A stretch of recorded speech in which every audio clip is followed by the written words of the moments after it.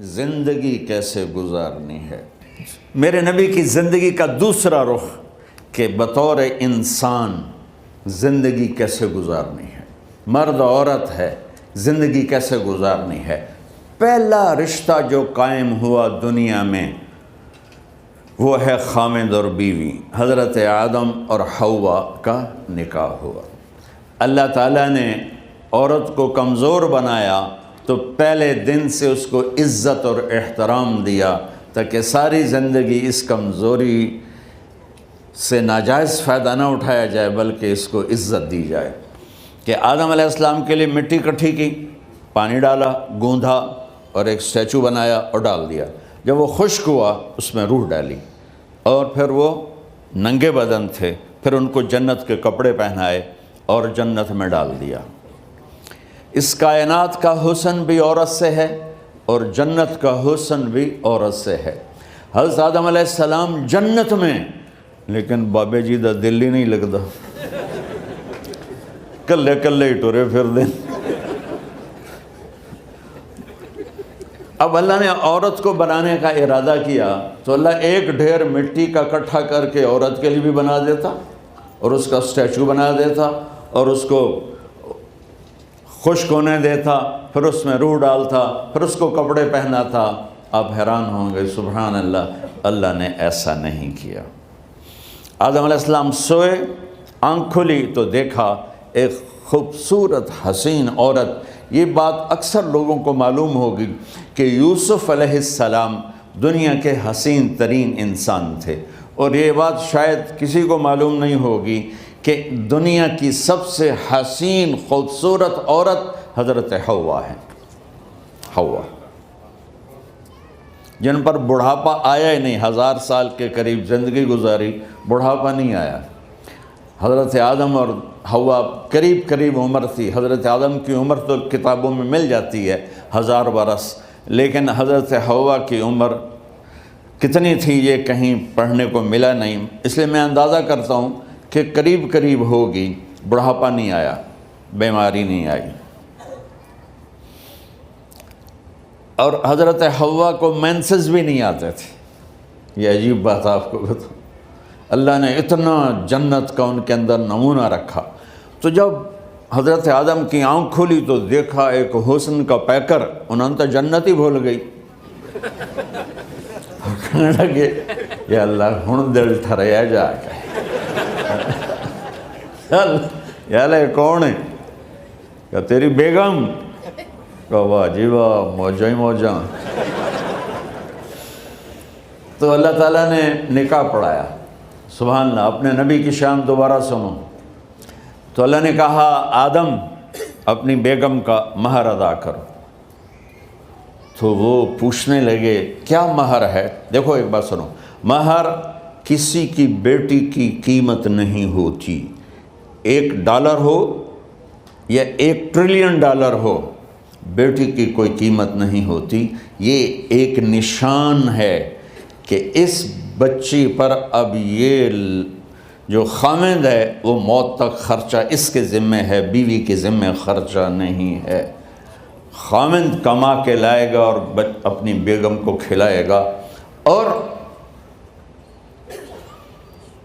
بیوی گھر کی ذمہ داری نبھائے گی۔ تو خیر وہ الگ بات چلی جائے گی۔ اللہ تعالیٰ نے کہا کہ مہر ادا کرو۔ کہا جی کیا مہر ہے؟ تو میرے اللہ نے کہا تیری نسل میں میرا آخری نبی آئے گا، اس پہ ایک دفعہ درود پڑھ دے، یہ مہر ہے۔ اچھا، شروع دن سے ہے کہ میں نے قبول کیا۔ قبول کیا کا مطلب ہے کہ میں اس لڑکی کو قبول کر رہا ہوں، اس کی کمیوں کے ساتھ بھی خوبیوں کے ساتھ بھی۔ اور جب لڑکی کہتی ہے سائن کرنا قبول کیا ہے، یا زبان سے کہے قبول کیا ہے، تو یہ اس بات کی گارنٹی ہے کہ میں نے اپنے اس لڑکے کو خامد ہونے کے طور پہ قبول کیا، اس کی کمیوں کے ساتھ بھی، اس کی خوبیوں کے ساتھ بھی۔ اور جو ہی شادی ہو کر ڈولی سسرال کے گھر جاتی ہے تو ٹیسٹ شروع ہو جاتا ہے، کی کر دیے، باندھی کے میں، اٹھیں دی کے میں، بول دی کے میں۔ اور اس میں بہت زیادہ نیگیٹو کردار ہے سسرال کا، کئی لڑکیوں کا، چونکہ ہم نے اپنے نبی کی زندگی نہیں قبول کیا۔ یہ واجب ہے کہنا قبول کیا، کہ جس میں پیغام ہے کہ اب میں اس کی میں کوئی کمی ہے وہ بھی قبول کروں گی، کوئی خوبی ہے تو سر ماتھے پر، اور لڑکا کہتا ہے کہ میں اسے قبول کرتا ہوں، اس کی خوبیوں کے ساتھ بھی کمیوں کے ساتھ بھی۔ یہ بات یاد رکھنا، پرفیکشن کبھی تلاش نہ کرنا، پرفیکشن کبھی تلاش نہ کرنا۔ اللہ نے 100 نمبر نہیں مانگے، 51، ایک نمبر اوپر ہو گیا۔ گناہ تمہارے 50 ہیں اور نیکی تمہاری 51 ہے، تو اس ایک پر ہم تمہیں جنت میں ڈال دیں۔ اب کوئی خامند اپنی بیوی میں پرفیکشن دیکھنا چاہے، بیوی اپنے خامند میں پرفیکشن دیکھنا چاہے، ساس سسر اپنی بہو میں، ساس سسر اپنے داماد میں، بھائی اپنے بھائی میں، ماں باپ اپنی اولاد میں، اولاد اپنے ماں باپ میں، جہاں یہ نظر ہوگی تو وہاں لڑائی ہوگی۔ کمیوں کے ساتھ قبول کرو۔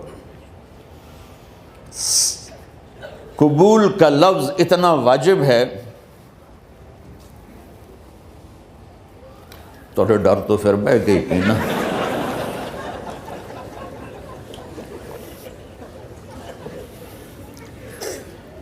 قبول کا لفظ اتنا ضروری ہے کہ اس کے بغیر نکاح ہی نہیں ہوتا۔ میں یہ کئی جگہ لطیفہ سنا چکا ہوں، اور واقعی قصہ بھی ہے، ایسے لطیفہ نہیں ہے۔ میرے دوست ہیں، ذمہ دار ہیں اچھے، تو ان کے گاؤں کا ایک بچہ چھوٹی عمر میں بسوں پہ جا کے نا وہ جاب پہ لگ گیا، تو اس کا کام ہوتا ہے بس کو صاف کرنا، ڈرائیور کو چائے پلانا، اور جہاں کہیں رش ہو تو اس کو ڈائریکشن دینا، استاد جی کٹ لو، استاد جی آن دیو، استاد جی جان دیو، تو یہ اس کا محاورہ بن جاتا ہے۔ اب اس کا نکاح ہوا تو مولانا صاحب نے کہا بھائی عبد الرحمن، میں فرضی نام لے رہا ہوں، نام مجھے اس کا یاد نہیں، عبد الرحمن زینب بنت اسلم نو تیرے نکاح دیتا 500 مہر تو قبول کیتا؟ تھوڑی دیر سوچ کے کہندا جی آن دیو۔ اس نے ساری زندگی آن دیو ہی سیکھا تھا، تو اس کے بھائی نے اس کو کوئی نہیں ماری، تو کہنے لگا جی جان دیو۔ مولانا صاحب نے کہا آن دیو جان دیو نال کم نہیں بننا، تو آگے میں قبول کیتا۔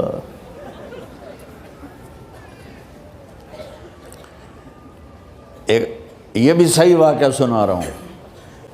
ایک نوجوان نے بیوی کو 3 طلاق دے دی کٹھی، اب ہو گیا پریشان، مولانا صاحب کے پاس گیا، کوئی میرے جیسا ہوگا۔ مولانا صاحب 3 طلاق دے بیٹھا، کوئی مسئلہ کا حرام؟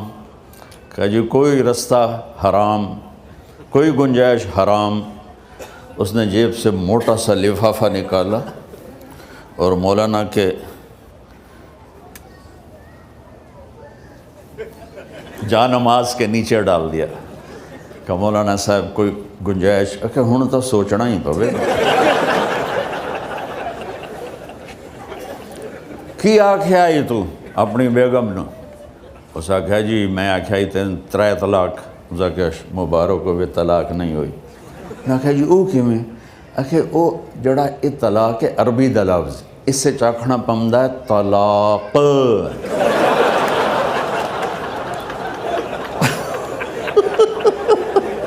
یہ آپ کو صحیح واقعہ سنا رہا ہوں۔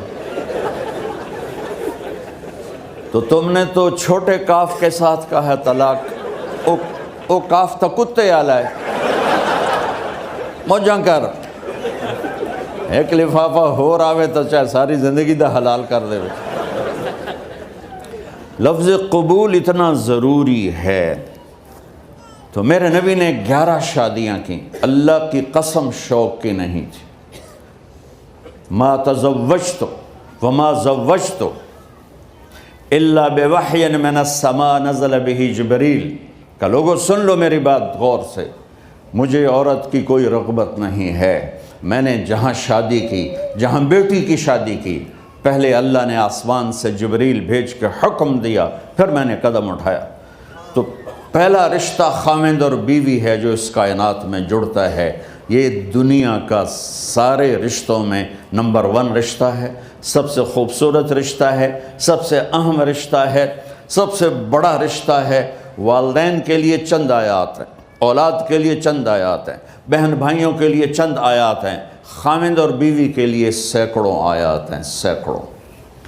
تو اگر آپ اپنے گھروں میں کامیابی دیکھنا چاہتے ہو، اپنے گھر کو ہاؤس کی بجائے ہوم دیکھنا چاہتے ہو، خوشی کا اگر آپ اسے گہوارہ بنانا چاہتے ہو، اللہ کی قسم ڈگریوں سے نہیں ہوگا، محبت سے ہوگا۔ میرے نبی سے پوچھا گیا یا رسول اللہ اسلام کا سب سے مضبوط عمل، نہیں، میرے نبی نے سوال کیا، بولو بھائی اسلام کا سب سے مضبوط عمل کیا ہے؟ صحابہ نے کہا نماز۔ نہیں، سبحان اللہ، ابھی میں نماز کی کتنی اہمیت بتا چکا ہوں۔ انہوں نے عرض کیا جہاد۔